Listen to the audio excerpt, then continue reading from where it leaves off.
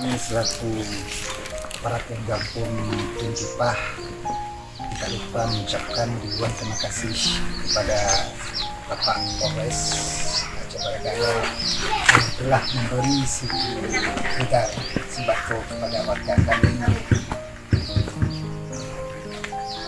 Kami dari pihak aparatur mewakili masyarakat dan Kipah mengucapkan ribuan terima kasih. Terima kasih dan wassalamualaikum warahmatullahi wabarakatuh.